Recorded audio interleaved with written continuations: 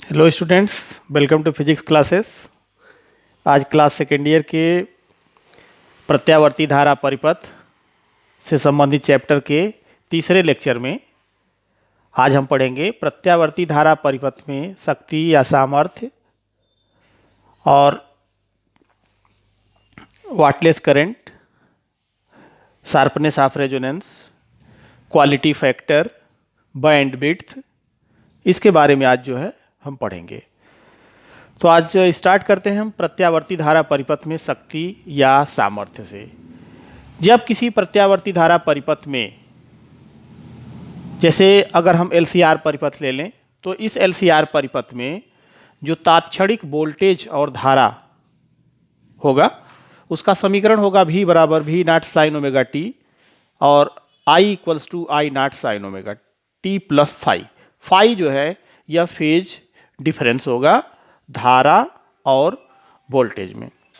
तो किसी क्षण एलसीआर परिपथ में जो तात्क्षणिक शक्ति होगी, इंस्टैंटेनियस पावर होगा, वह instantaneous power P equals to V into I, that is V naught sine omega T into I naught sine omega T plus phi. अब इस इक्वेशन में V नॉट I नॉट को एक साथ रख लिया, sine omega T into sine omega T plus phi. अब यहां पर आप देखें कि sine omega T plus phi, तो आपने फार्मूला पढ़ा हुआ है साइन ए प्लस बी। तो sine A plus B equals to क्या होता है? Sine A cos B plus cos A sine B. तो यहां से V naught I naught sine omega T को बाहर रखते हैं और इसे एक्सपेंड कर देते हैं। तो sine omega T cos phi plus cos omega T sine phi. यह साइन ए प्लस बी का फार्मूला लगा करके हमने यहां पर इसको एक्सपेंड कर दिया। अब इक्वल्स टू हो गया V नॉट आई नॉट और इससे इसमें मल्टीप्लाई कर दिया। तो sine square omega T cos phi plus sine omega T cos omega T sine phi. V naught I naught को बाहर रखिए, तो ये हो गया sine square omega T cos phi और साइन ए कास ए। अगर हम इसमें 2 से मल्टीप्लाई कर दें तो 2 साइन ए कास ए बनेगा और 2 साइन ए कास ए क्या होता है? Sign 2a। तो इसकी जगह पर 2 sine omega T cos omega T बनाने के लिए 2 से मल्टीप्लाई कर दिया, 2 से डिवाइड कर दिया। अब 2 sine omega T cos omega T की जगह पर हो गया साइन 2 ओमेगा टी अपान 2 और ये हो गया साइन फाइव। ये हमारा मिल गया समीकरण number 1। Instantaneous power V naught I naught with in bracket sine square omega T cos phi plus sine 2 omega T upon 2 sine phi. एक पूर्ण साइकिल के लिए औसत शक्ति जो होगी वह क्या होगी? P equals to integral 0 to T P I D T upon total time interval, एक साइकिल के लिए t। अब समीकरण ये 2 बन गया। समीकरण 1 से पी आई की वैल्यू इसमें पुट कर देंगे। तो जब ये वैल्यू पुट कर देंगे तो P equals to 0 to T P I D T upon T है, तो पी आई की जगह पर हो गया V naught I naught with in bracket sine square omega T cos phi plus sine 2 omega T upon 2 sine phi, पूरे पर हो गया ये dt। अब इसे V, यहां से V नॉट आई नॉट और यहां से अपान टी, इसको बाहर कर लीजिए तो मिलेगा क्या? Integral 0 to T sine square omega T cos phi D T और इधर अलग से इस पर रख देंगे तो 0 to T sine 2 omega T upon 2 sine phi D T. Sine square omega T cos phi D T, इसमें से कास फाइव टी का टर्म नहीं है इसलिए इसको बाहर रखेंगे। तो 0 to T sine square omega T D T और प्लस यहाँ से साइन फाइव और अपान 2 को बाहर रखेंगे तो 0 to T sine 2 omega T D T. अब अलग से हम 0 to T sine square omega T D T को सिंप्लीफाई कर लेते हैं।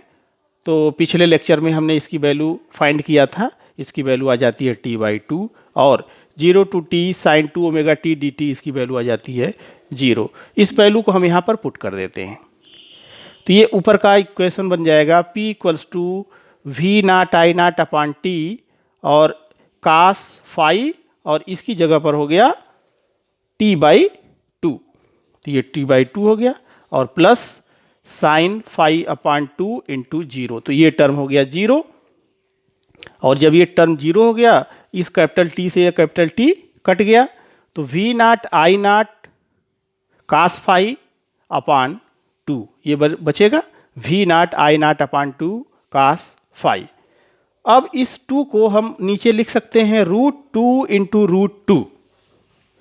तो ये बन जाएगा p equals to V naught upon √2 into I naught upon √2 into cos phi. और वी नाट अपान √2 क्या होता है? वी आर एम एस है। I naught upon √2 I R M S. तो इस तरह से पावर एवरेज हो गया p equals to V R M S into I R M S into cos phi. और जहाँ पे कास फाई परिपथ का शक्ति गुणांक या पावर फैक्टर कहा जाता है, तो कास फाई जो है यह पावर फैक्टर है। अब इसके कुछ केसेस हैं। केस 1, जब परिपथ में केवल प्रतिरोध होगा तो क्या होगा?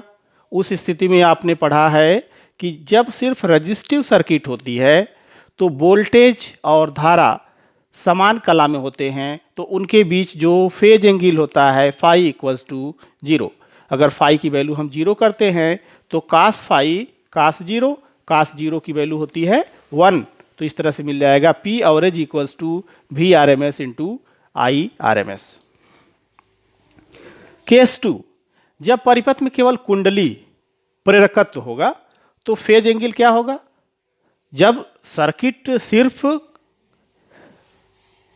इंडक्टिव होती है तो उसमें फेजर डायग्राम में हमने पढ़ा है कि वोल्टेज धारा से 90 डिग्री अग्रगामी होता है, अर्थात V और I के बीच जो फेज एंगल है वह 90 डिग्री होता है।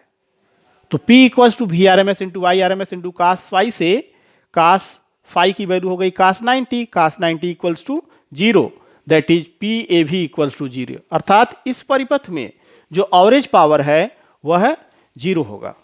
केस 3, जब परिपथ में केवल संधारित्र मीन्स धारिता हो तो फेज एंगल, इस केस में क्या होता है कि जो फेजर डायग्राम होता है उस फेजर डायग्राम से आपने देखा कि धारा अग्रगामी होती है और वोल्टेज पश्चगामी होता है, अर्थात दोनों के बीच में फेज एंगल 90 डिग्री होता है। तो इस स्थिति में भी कास 90 की वैल्यू 0, दैट इज PAV यानी एवरेज पावर 0 होगा। Power factor of AC circuit, प्रत्यावर्ती धारा परिपथ में शक्ति गुणांक। तो शक्ति गुणांक एक्चुअल में है क्या? किसी प्रत्यावर्ती धारा परिपथ में वास्तविक शक्ति ट्रू पावर और परिपथ में प्राप्त शक्ति वर्चुअल पावर के अनुपात को शक्ति गुणांक कहते हैं। मतलब कि कितना शक्ति हमने लगाया और कितनी शक्ति प्राप्त हुई। तो वास्तविक शक्ति जो हमने लगाया और जो प्राप्त हुआ उसका जो अनुपात होता है उस अनुपात को शक्ति गुणांक कहते हैं। तो power factor cos phi equals to P upon V R M S into I R M S, या V R M S into I R M S को हम कह सकते हैं P आर एम एस। तो ये जो है वास्तविक पावर और यह वर्चुअल पावर का अनुपात हो गया। अब इससे आप देखें कि इसकी वैल्यू अलग अलग परिपथों के लिए क्या होगी। तो परिपथ में केवल प्रतिरोध हो तो फाई की वैल्यू क्या होती है? फाई है क्या? V और I के बीच का फेज एंगल है, तो दोनों समान कला में होते हैं, तो फाई इक्वल्स टू 0। तो कास 0 और कास 0 इक्वल्स टू 1, यानी कास फाई की वैल्यू हो गई 1। तो जब परिपथ में केवल प्रतिरोध होगा तो उसका पावर फैक्टर 1 होगा। परिपथ में केवल धारिता या प्रेरकत्व हो, या तो L हो या फिर C हो, तो दोनों ही स्थिति में फाई की वैल्यू 90 डिग्री, यानी फेज जो एंगल होता है V और I के बीच 90 डिग्री होता है। तो कास 90 0, जब कास 90 0 तो इसका मतलब हो गया कि cos फाई की वैल्यू 0। अर्थात जब परिपथ में केवल धारिता या प्रेरकत्व यानी सर्किट सिर्फ कैपेसिटिव या इंडक्टिव होगी, उस स्थिति में उस परिपथ का पावर फैक्टर 0 होगा। अगर परिपथ आरसी है, मतलब उसमें रेजिस्टेंस और कैपेसिटर लगे हुए हैं, तो cos phi equals to R by Z. Z impedance, प्रतिबाधा, परिपथ का प्रतिबाधा। तो परिपथ की प्रतिबाधा आरसी सर्किट के केस में क्या होती है? Under root R square plus 1 upon omega square C square. तो ये R upon under root R square plus 1 by omega square C square, ये हो गया आरसी परिपथ के लिए पावर फैक्टर। इसी तरह से एलआर परिपथ में cos phi equals to R by Z से R upon under root R square plus omega square L square. Omega square L square that is ये एक्सएल है, एक्सएल स्क्वायर, और यहाँ पर ये एक्ससी था। इसी तरह से एलसीआर परिपथ में cos phi equals to R by Z, तो जेड की वैल्यू यहाँ पर होती है ये capital R upon under root R square plus XL minus XC that is omega L minus 1 upon omega C का होल स्क्वायर। तो ये एलसीआर परिपथ में पावर फैक्टर हो गया। अब ऊपर वाले जो दो केसेस हमने देखा कि जिसमें कि पावर का कंजम्पशन 0 था, अर्थात वह प्रत्यावर्ती धारा परिपथ जिसमें वोल्टेज और धारा का प्रवाह होने पर भी औसत शक्ति 0 होती है, उसे वाटहीन धारा कहते हैं। परिपथ में धारा का प्रवाह तो हो रहा है, लेकिन जो औसत शक्ति है वह 0 होती है। तो P equals to V R M S into I R M S into cos phi. तो यदि वोल्टेज और धारा के बीच कालांतर फाई इक्वल टू 90 डिग्री हो जाए तो cos 90 0, तो एवरेज पावर 0 हो जाता है। तो ऐसी कौन कौन सी सर्किट है? ऐसी दो सर्किट हैं। यह एक सिर्फ कैपेसिटर जिसमें लगा हो और दूसरा सिर्फ इंडक्टर लगा हो। तो कभी कभी यह पूछ दिया जाता है कि दो वाटलेस करंट या वाटहीन धारा परिपथ का चित्र खींचिए, तो आप एक सी से बना हुआ और एक एल से बना हुआ खींच देंगे। या लिखा जाता है तो सिर्फ हम धारितीय परिपथ या फिर प्रेरकीय परिपथ कह सकते हैं। ये ग्राफ दिखाया गया है और इस ग्राफ में हम ये देख रहे हैं कि ये जो लाइन यहां से आ रही है ये भी को प्रदर्शित कर रहा है और उसी के ये पीछे देखिए नीचे ये डॉट डॉट लाइन आई को प्रदर्शित कर रहा है, और ये जो सॉलिड लाइन ऊपर से आप देख रहे हैं यह P को प्रदर्शित कर रहा है। क्यों? क्योंकि P इक्वल्स टू होता है V इंटू आई, V इंटू आई। तो इसमें औसत शक्ति क्षय कैपेसिटिव सर्किट और इंडक्टिव सर्किट दोनों में ही 0 होता है। और यही कारण है कि प्रत्यावर्ती धारा परिपथ में धारा को नियंत्रित करने के लिए प्रेरकत्व तथा संधारित्र का उपयोग किया जाता है। जैसा कि आप जानते भी होंगे कि पंखों में कैपेसिटर या कंडेंसर बोलते हैं जो लगाते हैं ना, या फिर ट्यूबलाइट में जो है चोक लगता है, चोक कॉइल। तो पंखों में संधारित्र और ट्यूबलाइट में चोक कुंडली जो है इसीलिए प्रयोग की जाती है, इसलिए कि इसकी हेल्प से जो संधारित्र लगा तो संधारित्र में वह कुछ क्षण के लिए धारा लेता है और फिर अगले ही क्षण जो है वह धारा वापस कर देता है। तो इस तरह से जो पावर का कंजम्पशन होता है कैपेसिटर द्वारा वह कम होता है, मतलब नहीं के बराबर होता है, 0 होता है। इसी तरह से ट्यूबलाइट में जो चोक कुंडली लगती है तो चोक कुंडली में भी कॉइल का प्रयोग किया जाता है, और यह इंडक्टर। तो यह कुछ क्षण के लिए, कुछ क्षण क्या, अगर हम इसे डीप स्टडी करें तो इसमें हम ये देखते हैं कि प्रत्यावर्ती धारा परिपथ के 1/4 1/4 साइकिल के लिए यह धारा लेता है और तुरंत जो है फिर उस माने जो ऊर्जा लेता है उस ऊर्जा को वह परिपथ में वापस दे देता है।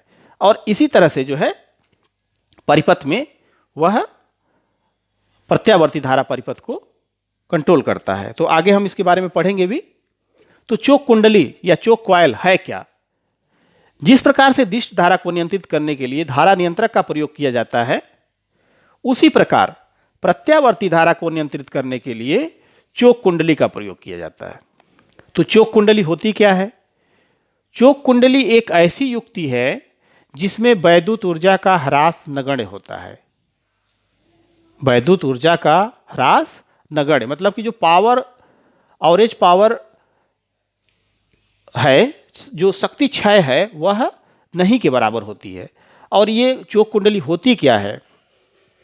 यह लोहे की क्रोड पर, ये देख रहे होंगे फिगर में, लोहे की क्रोड पर तांबे के मोटे तार के अनेक इंसुलेटेड फेरे होते हैं, माने तार इंसुलेटेड होता है, अनेकों फेरों को लपेट करके ये बनाया जाता है।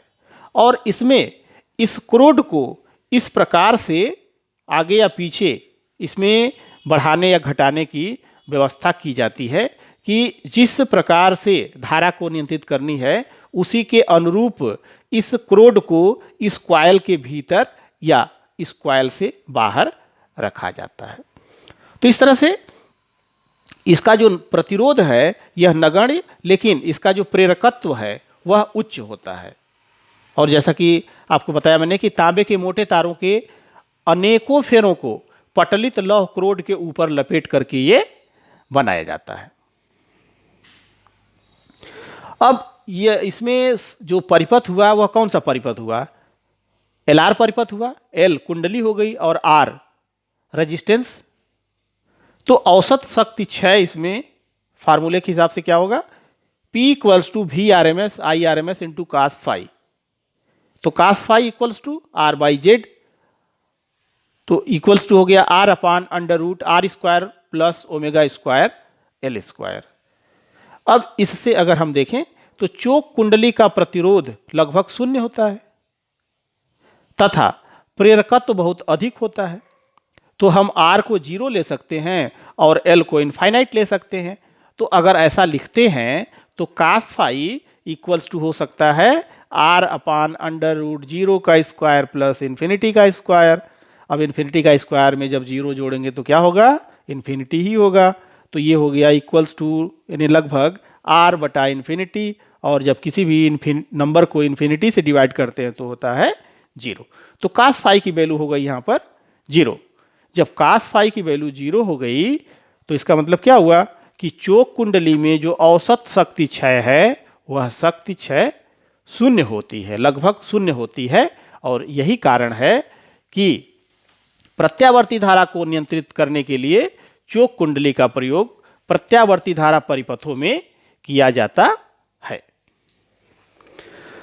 क्यू फैक्टर या गुणवत्ता गुणांक। What is Q factor? It is defined as the ratio of the voltage developed across capacitor or inductor at the resonance to the voltage applied to the circuit। किसी भी प्रत्यावर्ती धारा परिपथ में अगर हम सपोज कर लेते हैं कि LCR परिपथ है, तो इस LCR परिपथ में जब रेजोनेंस की कंडीशन होती है अर्थात XL बराबर XC होता है, उस स्थिति में कैपेसिटर के सिरे पर जो पोटेंशियल डेवलप होता है या कुंडली के सिरे के ऊपर जो पोटेंशियल डेवलप होता है, उस पोटेंशियल का जो सर्किट में अप्लाई किया गया पोटेंशियल है उसका जो अनुपात होता है, उसी अनुपात को क्वालिटी फैक्टर कहते हैं। तो क्वालिटी फैक्टर को दिखाते हैं Q से। Quality factor Q equals to V L upon V, और वी एल इक्वल्स टू क्या होगा? I into XL. प्रतिरोध इसका XL है, I से I कैंसिल हो गया, XL by R। XL equal to होता है ओमेगा, और रेजोनेंस की कंडीशन में हम जो फ्रीक्वेंसी है एंगुलर फ्रीक्वेंसी उसको ओमेगा ले लेते हैं, तो omega not L by R। इसी तरह से अगर हम C के टर्म को लेके चलते हैं तो Q equals to V C by V होगा, और V C equal to I into X C upon I R, I से cancel, X C by R, और एक्स सी इक्वल्स टू होता है 1 by omega not C upon R। तो ये क्या हो गया? 1 upon omega not C into R। अब हम सिर्फ एक केस को लेकर के चलते हैं, दूसरे को हम ठीक उसी तरह से रख करके सॉल्व कर सकते हैं।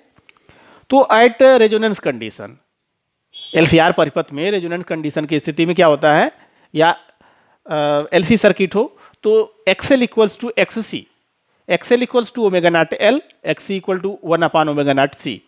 अब इसे सिंप्लीफाई कर दें तो omega not square L C equals to 1 और omega not equals to 1 upon under root L C. Q equals to, यहां से omega not L by R, तो ओमेगा नॉट के जगह पर हमने पुट कर दिया 1 अपान रूट एल सी और इन टू एल बाई आर। इस एल को अगर हम रूट में कर दें तो एल का स्क्वायर हो जाएगा और एक एल इससे कट जाएगा और एक बच जाएगा, तो ये हो गया 1 by R under root L by C. तो जो क्वालिटी फैक्टर Q है, Q equals to 1 by R under root L by C होता है। अब इसी तरह से जो वैल्यू हमने यहां पर पुट किया है, इस वैल्यू को इसमें पुट किया जाएगा, Q equals to 1 upon omega not C into R के जगह पर, तो सेम चीज जो है वही हमें यहां पर मिलेगी। Q factor is also known as voltage multiplier of the circuit.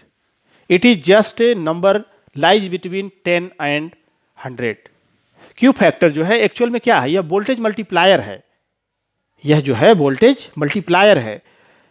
क्योंकि अगर एलसीआर सर्किट से संबंधित किसी क्वेश्चन को अगर आप सॉल्व कर रहे हो तो आप देखेंगे कि जो पोटेंशियल ड्रॉप या जो इनिशियली अप्लाइड वोल्टेज लगाया गया था परिपथ में, कैपेसिटर और इंडक्टर के सिरे पर जो डेवलप हुआ वह उससे अधिक डेवलप होता है। तो इसका मतलब क्या हुआ कि यह इस पर डिपेंड करता है कि वह वोल्टेज को मल्टीप्लाई करता है, अर्थात वोल्टेज मल्टीप्लायर की तरह से कार्य करता है।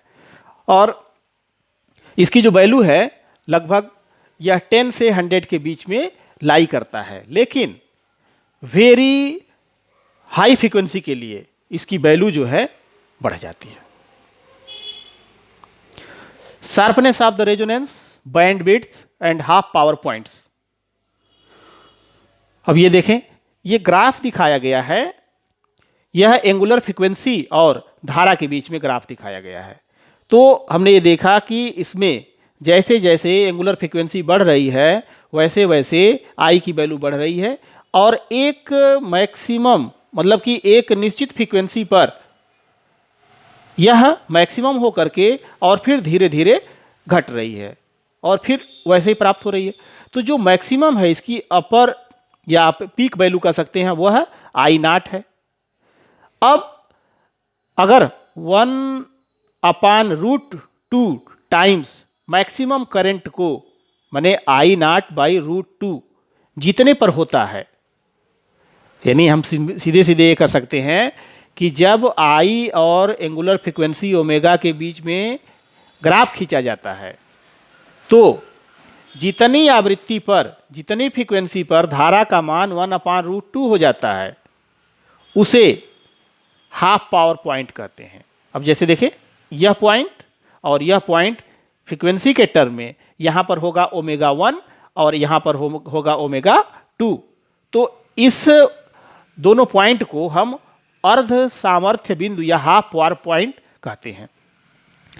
अब अगर यहां देखा जाए कि ओमेगा 1 और ओमेगा नॉट के बीच में अगर डेल्टा डब्ल्यू का अंतर है, डेल्टा ओमेगा की डिफरेंस है, तो डेल्टा ओमेगा इधर होगा, डेल्टा ओमेगा इधर होगा, अर्थात ओमेगा 1 को लिख सकते हैं omega naught plus delta omega और ओमेगा 2 को लिख सकते हैं omega naught minus delta omega.